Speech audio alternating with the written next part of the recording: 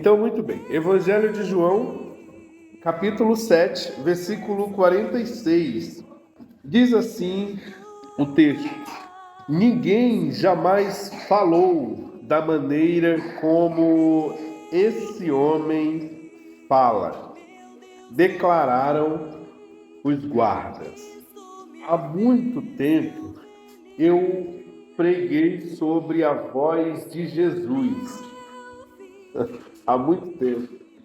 Eu não lembro absolutamente nada, eu só lembro de ter falado sobre isso, sobre esse texto. Eu acho que eu falei em Sorocaba. Mas, lendo o Evangelho, eu pensei que seria muito bom a gente poder falar sobre esse tema. Eu queria falar sobre a voz de Jesus ou a fala de Jesus. Especialmente em tempos como o nosso, que a comunicação precisa ser assertiva, mas ser assertivo e ser grosso é uma linha muito tênue, não é? É muito fininha a linha que separa a assertividade da indelicadeza. Você sabe, o contexto aqui é a festa das cabanas, não é? Jesus foi um pouquinho depois que os seus irmãos chegaram à festa. E aí, no último e mais importante dia, Jesus se levanta e diz: olha, quem tem sede, venha a mim e beba. Jesus realmente é incrível, não é? Mas tinha uma ordem, não é, para os guardas prenderem Jesus. E aí, quando os guardas vão, eles ouvem Jesus falar. Voltam sem Jesus, e aí os chefes perguntam, né? Finalmente, os guardas do templo voltaram aos chefes dos sacerdotes e aos fariseus, os quais lhes perguntaram: por que vocês não o trouxeram? E aí vem o 46. Ninguém jamais falou da maneira como esse homem fala. Então, vamos devagar. Por exemplo, qual foi a voz que marcou a sua vida? Você lembra de alguém na TV, no rádio? Alguém que você lembra assim, diz: olha, essa pessoa tinha uma voz bonita. Percebe? Quem foi?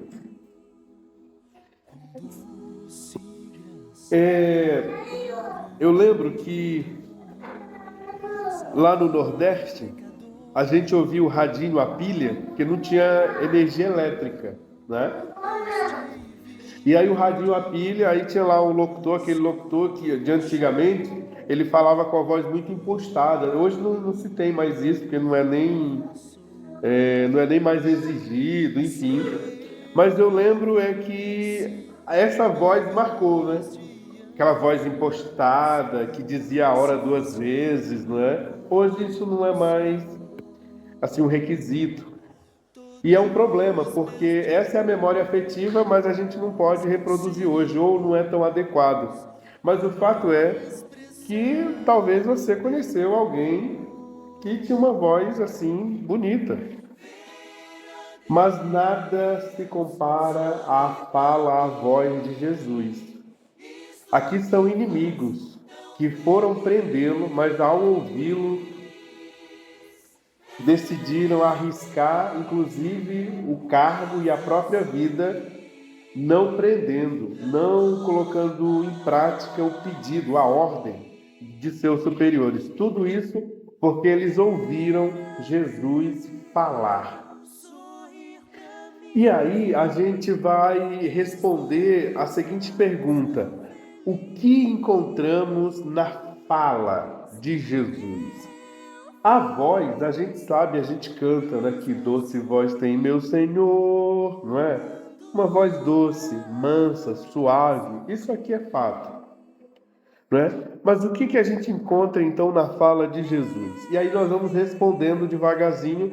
A gente diria que nas palavras de Jesus nós encontramos espírito e vida. Em João 6,66 diz assim, ó, João 6,63, o Espírito dá vida, a carne não produz nada que se aproveite. As palavras que eu lhes disse são Espírito e vida. É isso que a gente encontra nas palavras de Jesus. Espírito e vida. As palavras de Jesus não eram apenas sons ou ideias humanas. Elas eram carregadas de poder, vida e transformação. Enquanto carne representa o que é passageiro, humano e limitado, o espírito da vida verdadeira e eterna. É isso que a gente encontra em Jesus. Então, vida, espírito e vida. Bom, mas tem muito mais na fala de Jesus. Por exemplo, na fala de Jesus tem verdade e liberdade. Em João 8:32, e conhecerão a verdade, e a verdade os libertará. Então, é isto que a gente encontra na fala de Jesus: verdade e liberdade. As palavras de Jesus eram cheias de verdade, uma verdade tão poderosa que promovia a liberdade para aqueles que o ouviam. Isso é incrível. Nós vamos avançando, porque nas palavras de Jesus a gente encontra consolo e esperança. Por exemplo, em Lucas 7:13-14, diz assim: Ao vê-la,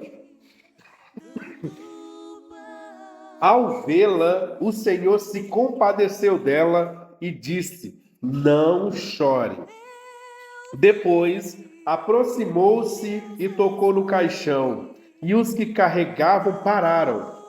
Jesus disse: Jovem, eu lhe digo, levante-se. Aqui o contexto é o sepultamento do filho da viúva de Naim, não é? E aí, olha que maravilhoso. Jesus, Deus,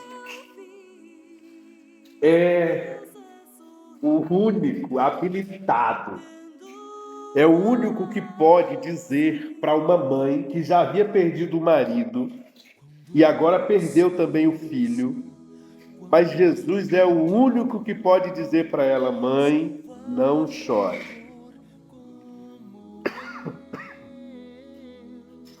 Você viu aqui no contexto de luto, quem pode, disse duas palavras. Não é? Então, irmãos, isso é claro que isso a gente está aprendendo, não é? Então veja, no contexto de perda, de luto, aquele que daqui a pouco vai expulsar a morte da morte, usou apenas duas palavras. Jesus se preocupa, irmãos, com o essencial. É o essencial. Não chore. Depois, ele se aproxima do caixão, os moços param, e aí ele diz: Jovem, eu lhe digo, levante-se. Então veja, na voz de Jesus, há descanso para os cansados, não é? Paz para os aflitos e esperança para quem pensa que é o fim.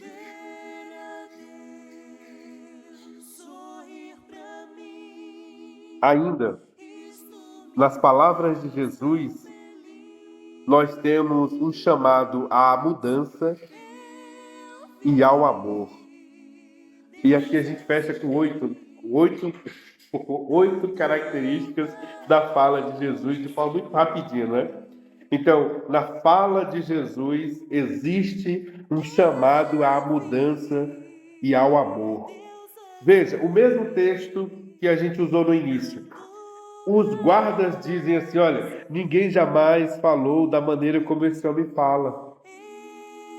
E essa forma de Jesus falar promoveu uma mudança na forma como esses homens viam Jesus, de modo que eles não tiveram condições de colocar em prática a ordem que eles receberam. Ainda em João, você lembra em João 18, 19, quando os soldados vão prender Jesus, quando Jesus se revela dizendo, sou eu, você lembra que eles caem, não lembra? Lembra disso? Meu Deus, que poder havia e há nas palavras de Jesus. Bom, e um chamado ao amor é em Mateus 5,44. Mas eu lhes digo, amem seus inimigos e orem por aqueles que os perseguem. Então veja, irmãos, é isso que nós encontramos na fala, na voz, no ensino de Jesus. E aí, claro, nós também precisamos acrescentar essas qualidades na nossa fala, na nossa voz, na nossa forma de falar. É preciso ser claro, mas é preciso ser delicado. É preciso falar, mas é preciso saber como falar. A verdade precisa ser comunicada, mas a verdade precisa ser comunicada em amor. Lembre-se, uma flecha embebida com mel ainda continua uma flecha. Então, muito cuidadinho. Vamos aprender com Jesus a transmitir a verdade com amor, com todo o cuidado, com paciência, de modo que a nossa fala tenha tempero, tenha sal, que seja agradável para quem ouve, para que as pessoas que precisam ser orientadas, elas encontrem prazer na orientação. Eu já disse aqui que eu odeio crítica, não é? Eu odeio crítica exatamente por alguns motivos. Um deles é que a crítica pode facilmente fazer o sujeito sair da condição daquele que orienta para aquele que pune. E eu não preciso de alguém para me punir. Eu preciso de alguém que me oriente, que me ensine, que cuide e que tenha tato, que tenha empatia, simpatia, não é? E que tenha uma voz que me convide à mudança, inclusive a uma mudança radical, mas uma mudança radical que é de dentro para fora, que não precisa ser imposta, porque aqui Jesus está falando para toda uma multidão e os inimigos estão infiltrados.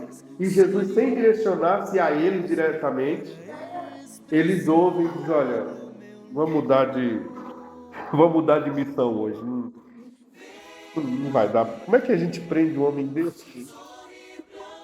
Como é que a gente vai ser grosso? Como é que a gente vai ser ríspido? Como é que a gente vai ser assim, indelicado? Não dá. Se o alvo é mudança, transformação, reflexão, então a gente precisa trazer essas qualidades para a nossa fala, para o nosso ensino, para a nossa voz.